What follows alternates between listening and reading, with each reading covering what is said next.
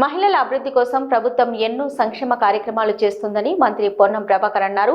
సిద్దిపేట జిల్లా హుస్నాబాద్లో నియోజకవర్గంలోని 330 లబ్ధిదారులకు కళ్యాణ లక్ష్మి, షాదీ ముబారక్ చెక్కులను మంత్రి పంపిణీ చేశారు.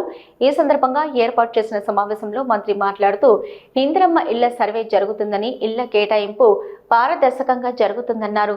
రైతు భరోసా కింద ఎకరాకు 12,000 ఇవ్వాలని నిర్ణయించామని, గుట్టలు, పుట్టలు, కొండలకు కాకుండా పంట వేసే యోగ్యం ఉన్న ప్రతి ఎకరాకు రైతు భరోసా ఇవ్వనున్నట్లు పేర్కొన్నారు. భూమి లేని రైతు కూలీలకు 12,000 ఇస్తున్నామన్నారు. గత 10 సంవత్సరాలుగా ఒక్క రేషన్ కార్డు ఇవ్వలేదని, త్వరలో కొత్త రేషన్ కార్డులు ఇస్తున్నామని వెల్లడించారు. ఇదే కాకుండా మరిన్ని కొత్త కార్యక్రమాలు చేస్తున్నామన్నారు. మహిళా సంఘాల నుంచి 600 బస్సులు కొనుగోలు చేస్తున్నామని తెలియజేశారు. కళ్యాణ లక్ష్మి చెక్కులు తీసుకున్న వారు దుబారా చేయకుండా పిల్లల చదువులకు వినియోగించాలని సూచించారు. నియోజకవర్గ ప్రజలకు ఏ సమస్య ఉన్నా తన దృష్టికి తీసుకురావాలని, దాన్ని తప్పకుండా పరిష్కారం చేస్తానన్నారు. ఈ కార్యక్రమంలో సిద్దిపేట గ్రంథాలయం chairman Kedam Lingamurthy, municipal chairperson Akula Rajitha Venkanna, single window chairman Bolishetti Shivaiah, market committee chairman Kandi Tirupati Reddy, RDO Ramurthy, municipal floor leader Chittari Padma, market committee vice chairman Banka Chandu, వివిధ మండలాల అధ్యక్షులు, అధికారులు తదితరులు పాల్గొన్నారు. కొనసాగించడంతో పాటుగా 200 యూనిట్ల కరెంటు ఫ్రీ ఇస్తా ఉన్నాం. మహిళలందరికీ ఉచితంగా బస్సు ప్రయాణం చేపిస్తా ఉన్నాం. 500కే గ్యాస్ సిలిండర్ ఇస్తా ఉన్నాం. 2 లక్షల రూపాయల రుణమాఫీ లోపల ఉన్న వాళ్ళకు చేసినాం. సన్నవట్లకు 500 రూపాయలు ఇస్తా ఉన్నాం. 5 లక్షల నుంచి 10 లక్షలకు ఆరోగ్యశ్రీ ఇచ్చినాం. ఇందిరమ్మ ఇళ్ల సర్వే జరుగుతూ ఉంది. కొత్త రేషన్ కార్డులు ఇవ్వడానికి నిన్న నిర్ణయం తీసుకున్నాం. దాంతో పాటుగా భూమి లేని పేదలకు సంవత్సరానికి 12,000 రూపాయలు ఇవ్వాలని నిర్ణయం చేసుకున్నాం. రైతు భరోసా పేరు మీద గతంలో ఎకరాకు 10,000 ఉంటే ఎకరానికి 12,000 ఇవ్వాలని నిర్ణయం చేసుకున్నాం. మిగిలిన 2-3 కార్యక్రమాలు ఉన్నాయి. ఆ కార్యక్రమాలను కూడా మేము చేయాలనే ఆలోచనతోటి ముందుకు పోతున్నాం.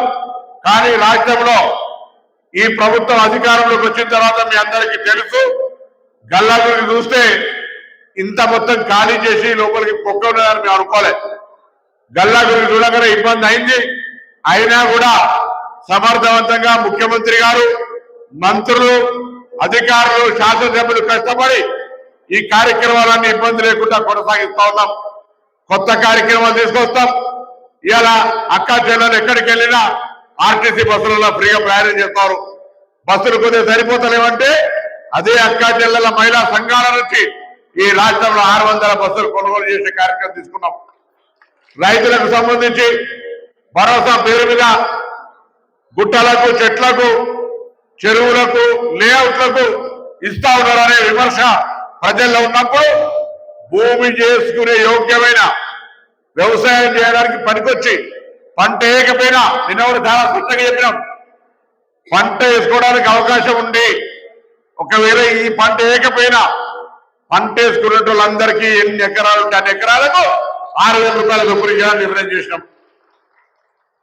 భరోసా భూమి లేని ఉపాధి హామీ కూలీలకు సంవత్సరానికి 25 రోజులు మీరు పోయి పని చేసి ఉన్నట్టయితే వాళ్ళకు కూడా సంవత్సరానికి 12,000 రూపాయలు ఇచ్చేది. ఇది గతంలో ఎక్కడ దేశంలో ఎక్కడ లేదు. ఇది అన్ని భూమి నెలలకైనా భూమి లేని వాళ్ళకి ఏం చేయాలని అడిగినారు. వాళ్ళకు కూడా గౌరవం పెంచి సంవత్సరానికి 12,000 రూపాయలు ఇస్తా ఉన్నాం. కళ్యాణ లక్ష్మి చెక్కు తీసుకుంటే కూడా వాటిని ఆ పిల్లల కొరకు ఉపయోగించే ప్రయత్నం చేయండి. మళ్ళీ దుబారా చేయకండి. పెళ్లి కొరకు సాయం చేయాల్సిన పద్ధతిన పెళ్ళైనాక ఆ ధృవీకరణ పత్రాలతో కొద్దిగా ఆలస్యం అవుతుండొచ్చు.